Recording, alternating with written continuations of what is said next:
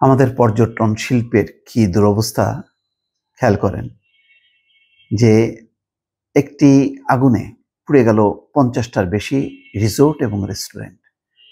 সাজেকের এই ঘটনা, যেই সাজেকটা বাংলাদেশ শুধু না বিদেশের কাছে আমরা পরিচিত করানোর চেষ্টা করি। অত্যন্ত অসাধারণ একটি জায়গা। সেই জায়গার পরিস্থিতি হলো এই যে চোখের সামনে পুড়ে গেল, নিয়ন্ত্রণই করা গেল না। এই হচ্ছে অবস্থা, এই হচ্ছে বাংলাদেশের পর্যটন, এই হচ্ছে তার পর্যটন শিল্পের নিরাপত্তা ব্যবস্থা। ওই জায়গাগুলোতে আমাদের এই ধরনের নিরাপত্তা ব্যবস্থা যে আমরা রক্ষা করতে পারলাম না। রাঙামাটির সাজেক পর্যটন এলাকায় ভয়াবহ অগ্নিকাণ্ডের ঘটনা ঘটেছে। দুপুর 12:30টার দিকে আগুন লাগার পর গত 4 ঘন্টার চেষ্টায়ও আগুন নিয়ন্ত্রণে আসেনি। তার ফলে কি হলো, মুহূর্তেই ছড়িয়ে পড়া এই আগুনে এখন পর্যন্ত 50টার বেশি বাড়িঘর, রিসোর্ট ও রেস্টুরেন্ট আগুনে পুড়ে ছাই হয়ে গেছে। মানে ভারপ্রাপ্ত কর্মকর্তা সাজেক থানার তিনি নিশ্চিত করেছেন। স্থানীয়দের বরাত দিয়ে পুলিশ বলছে, সাজেকের একটি রিসোর্ট থেকে আগুনের সূত্রপাত হয়।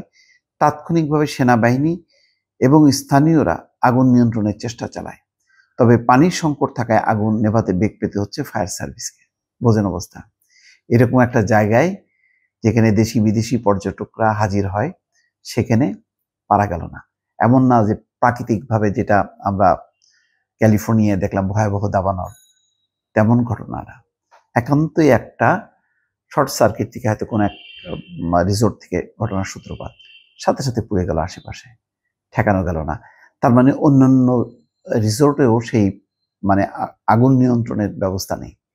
কেন্দ্রীয়ভাবে এটা যে ফায়ার সার্ভিস খুব শক্তভাবে হ্যান্ডেল করার মতন তার যে যন্ত্রপাতি, সেগুলো হয়তো ছিল না, যার কারণে চোখের সামনে পড়ে গেল। 4 ঘন্টা ধরে আগুন জ্বলছে, এখনো পর্যন্ত সেই অবস্থা। যখন আপনাদের সাথে কথা বলছি তখন এখানে বাজে 6:45 বাংলাদেশে।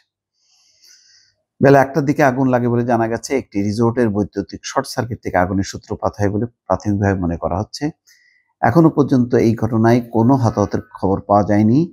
এটাই একটাই সান্ত্বনা যে কোনো হতাহত হয়নি। হতাহত না হলেও যে ঘটনা ঘটে গেল সাজেকের মতন জায়গায়, আমাদের আর সেই সব জায়গাগুলোতে পর্যটকরা যাবে? কোথায় যাবে? কেন যাবে? এইরকম যদি নিরাপত্তাহীন অবস্থা হয়, সারা দেশে এমনিতেই পর্যটন শিল্পের দুরবস্থা। আমাদের রাঙামাটি, তারপরে খাগড়াছড়ি, ওইসব জায়গায় অপহরণকারীদের তৎপরতা, তাদেরকে নিয়ন্ত্রণ করা যাচ্ছে না, সন্ত্রাসীদের নিয়ন্ত্রণ করা যাচ্ছে না, চাঁদাবাজি, নানান কারণে এমনি সীমিত পর্যটক। যা পর্যটক এখন সেটা হলো দেশি, বিদেশিরা তো ভয়ে যায় না, খুবই কম সংখ্যক যায়। তার মধ্যে যদি এইরকম অবস্থা হয় যে 50টা রিসোর্ট পড়ে ছাই হয়ে গেল, তাহলে ভবিষ্যতে এগুলি আবার কেউ নির্মাণ করবে? কোনো মালিক? এমনিতে তো দুরবস্থা। মাঝে মধ্যে হয়তো বছরের 1 দিন 2 দিন পর্যটকরা আসে, তারপরে তো বাকি বছর একেবারেই আসে না। তার মধ্যে এরকম নিরাপত্তাহীন অবস্থা, এরকম যখন খবর শুনবে পর্যটকরা, নিশ্চয়ই এই খবরটা তো চেপে রাখার মতন বিষয় না। তখন কেউ কি আর ওই সাজেকমুখী হবে?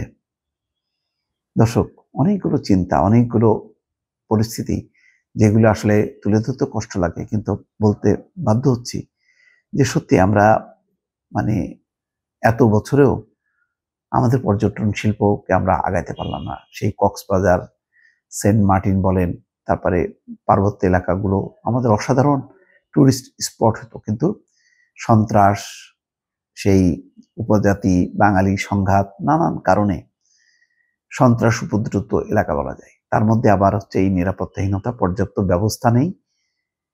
তো এই অবস্থার মধ্যে আসলে একটা পর্যটন শিল্পের বিকাশ ঘটে না। দর্শক, ভালো থাকবেন। আল্লাহ হাফেজ।